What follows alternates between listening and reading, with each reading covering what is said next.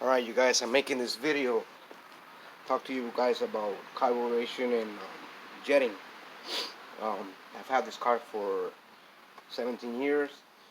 I had quite a few engines on it. Now this is my latest engine, an 1835. I built, took me a while to build it. I did some videos on how I did the geometry and stuff like that.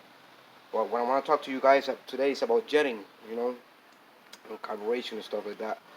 Um, I'm having some issue with this engine. Has a little hesitation on the top, like a little sputter before the limit, you know.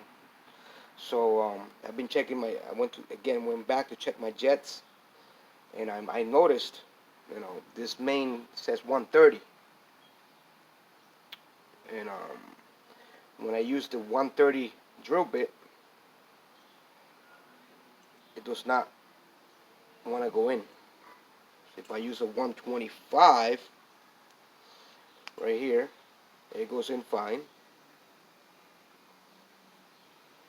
So what I'm trying to get at is, even if it says 130, 115, 160, whatever, always check it, and check it with the right tools.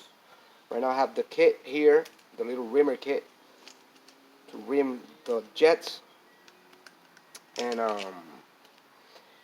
and the drill bits. The drill bits, they do get worn out, so you gotta check them every so often.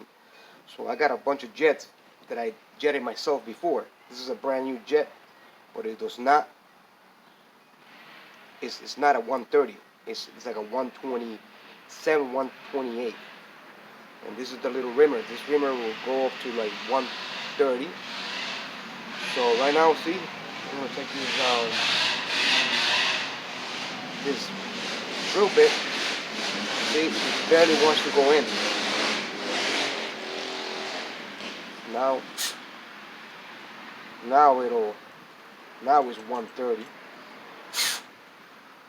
This is cylinder number one. This is cylinder number two. But here, you see, does not want to go in. So now I'm gonna go with the rimmer. And very carefully spin it until I clean it out, and you'll have a true 130.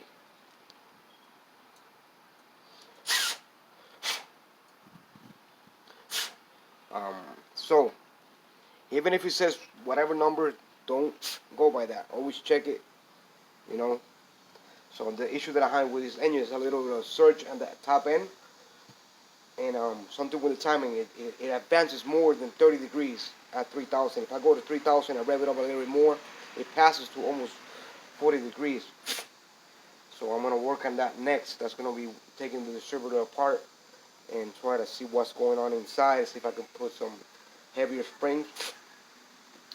Um, so, anyways, that's what I wanted to let you guys know. And check the float level on your carburetors, even if they're brand new or if you've been using it for a while. Right now, this one I set it up to 10 millimeters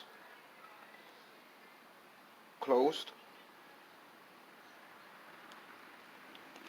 The way that you do it is like this. See, it's 10 millimeters. And I'm going to set it to 29 open. I had it at 32, but I guess the car doesn't like it. 32 is the factory specs, but this engine is weird. It does not like anything factory setting. It does not like. So right now it's about 28, 29 hanging. And I already did the jets on the left side.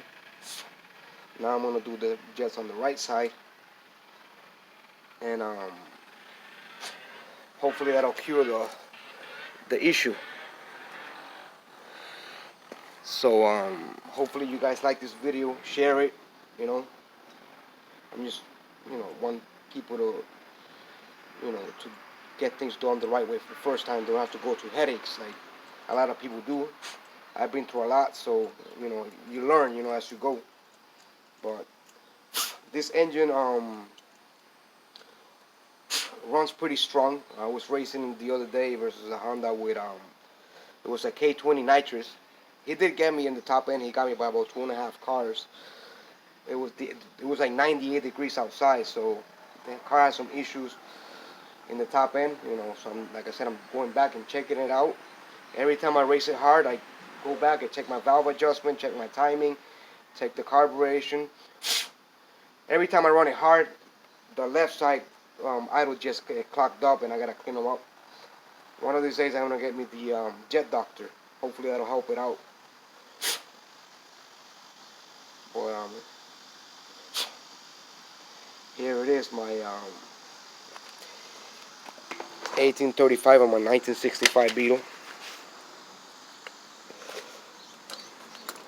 These carburetors are 40 millimeters, but I did a lot of work to them to get them to flow better. And I cleaned them up, polished them out, make sure they're all the same. Even in the Venturi, if you get a brand new stock Venturi, it says 28, but it's not really a 28. It might be 27 and something. See, this is a factory Venturi. See, there's a little ridge here. You gotta take that out, and it's kind of porous. Those Venturis that I have on here, they're custom made, and I changed the degrees on them, and they're a little bit bigger than almost 30 degrees. I mean 30 millimeters. But this carburetor inside those those main, excuse me, the Venturis, they're polished, and they have a different degree angle on it. So I'm trying to see if I can get at least 155, 160 horsepower out of this engine with this carburation. In the future, I'm gonna turbo it. But here it is. I even clean up the casting here. Right now where the air goes from it doesn't hit anything, straight down, and the manifolds are ported all the way in. But hopefully you guys like this video, and like I said, get the right things to check them out. This kit is like $15. This is expensive. This is like $30, but it's worth it. If you're gonna be taking your engine up, working on your engine a lot like I'm doing. I'm always doing it. But here's the drill bit set, and this is the reamer kit. You can do I have the whole kit from like for idle jets to 210. But here it is, and hope you like the video. Take care.